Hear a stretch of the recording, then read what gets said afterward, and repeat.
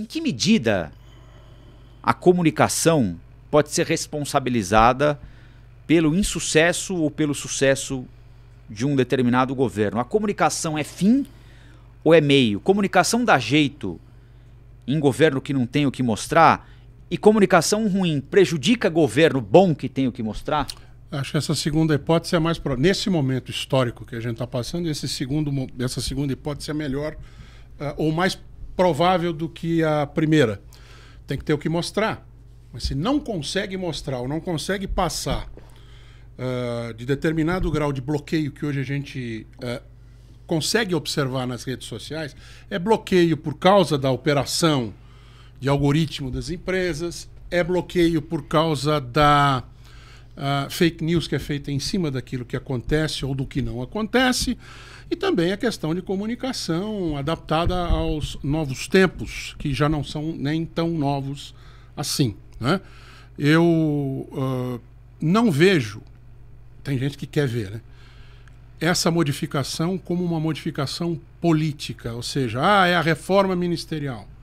Não, é a alteração de uma peça em uma área técnica de interesse do governo que efetivamente não respondia à maneira que sabidamente o presidente da República queria. Agora, está nos jornais de hoje, né? Está nas notícias da tarde também, reforça o poder de Rui Costa contra o ministro Fernando Haddad, porque o ministro Fernando Haddad não era a favor de fazer o anúncio dos 5 mil lá do imposto de renda junto, e o Sidônio conversou com o Lula. O Sidônio achou melhor que comunicar daquele jeito. Não tem a ver com política econômica, logo não tem a ver com força de ministro A ou de ministro B. As pessoas começam a encontrar chifre em cabeça de cavalo, jacaré embaixo da cama, né? E avião em barra de calça com alguma facilidade, principalmente em um momento que não tem Congresso funcionando, né? E daí fica mais difícil para ouvir 6 ou 7 pessoas antes de escrever uma notícia. Ninguém inventa a notícia, mas às vezes ouve menos fontes do que o necessário para que aquilo se configure como uma possível verdade. Agora, a mudança na comunicação não necessariamente vai modificar a maneira pela qual aquele que não é o apoiador do presidente Lula ou apoiadora o vê hoje. Aí está um bloqueio sério. Aí está uma situação complicada. Porque a gente já passou do limiar de ser informação, receber ou não informação que faz convicção. Hoje em dia a gente está vivendo muito o contrário, né? Está feita a convicção e aí acaba por se debater ou debater no sentido de né, brigar com a informação. Não, isso é mentira porque eu não quero que seja verdade. Então o governo tem, não só esse, como qualquer outro, tem uma grande dificuldade em enfrentar essa questão. Até porque as empresas multinacionais, como você vai chegar daqui a pouco, sim, Rafael, não são reguladas como qualquer outro setor de atividade econômica. Qualquer outro setor. A imprensa é regulada. A imprensa de papel não tem regulação de conteúdo e nem de distribuição, mas paga imposto, né? Tem uma série de normas legais que tem que seguir, a partir, inclusive, do Código Penal. Televisão e rádio nem se fala. Nós estamos falando aí de uso de espectro público. E qualquer outra atividade econômica. Qualquer outra atividade econômica tem regulação. Mas os nossos amigos da internet, os grandes players internacionais, querem subverter essa obrigatoriedade com essa conversa fiada de que é para liberdade de imprensa, que nós estamos preocupados com a liberdade. Não é, estão preocupados com os negócios deles. Sempre estiveram e agora estão escancarando um pouco mais essa coisa com esse abraçar de urso que estão dando no presidente que vai assumir nos Estados Unidos dia 20, Donald Trump. O ministro Sidônio acha que os índices de aprovação ao governo não fazem justiça àquilo que o governo apresenta. Ele disse o seguinte hoje na cerimônia de posse, abre aspas, o nosso país voltou a ser respeitado pelo mundo, mas esse trabalho não está sendo percebido por parte da população. A informação dos serviços não chega na ponta.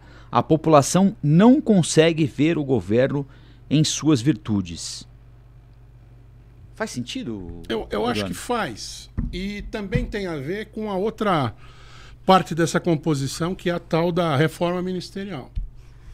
Desde que o Congresso Nacional sequestrou o orçamento, não, porque o orçamento, participação do Congresso, veja bem, municipalidade, conversa.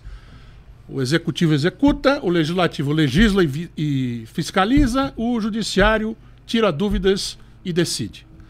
Essa é a separação dos poderes. No Brasil, hoje, a gente não tem essa separação dos poderes. O Congresso Nacional reclama que o Judiciário faz o papel dele, mas ele deixa de legislar em uma série de coisas e depois aquilo cai no Judiciário, o Judiciário é obrigado a decidir. E, por um outro lado, ele rouba atribuições do Poder Executivo ao pegar, como em nenhum outro lugar do mundo acontece, parte do orçamento para dar na mão dos seus deputados, seus senadores, para que eles façam o que eles querem com o dinheiro. Isso faz com que não a obrigatoriedade no sentido formal, mas a lealdade, inclusive, com partidos e com o governo, fique completamente fragilizada. Porque antes, o deputado que era da base do governo, a fim de ver que as suas realizações fossem... que as suas verbas fossem liberadas para aquele determinado grotão e para que fosse atendido nas suas reivindicações, e aqui nós estamos falando de política, nós estamos falando de ilegalidade. Ele trocava o seu apoio pelo apoio do governo. Hoje não. Hoje o deputado, o senador, primeiro faz o que quer com o dinheiro, a ponto de a gente não saber para onde o dinheiro vai. E depois não se sente participante de nenhuma decisão de governo ou de oposição. E cá entre nós, ser oposição é muito mais fácil que ser governo. Então está sendo muito mais fácil lá na ponta dizer: quem fez fui eu, o governo não fez. Sendo que antes desse absurdo, dessa chantagem que se permitiu com a nova divisão de tarefas entre Executivo e Legislativo, hoje em dia a gente não pode esperar que isso vá acontecer. Tanto que a gente tem União Brasil, tem 3 ministros do governo. É o partido do Sérgio Moro. Né? PMDB tem acho que 3, se não me falha a memória. É partido da base do governo.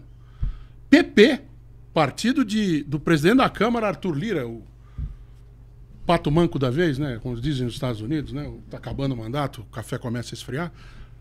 Ele que se dizia na eleição o maior cabo eleitoral de Jair Bolsonaro é da base do governo.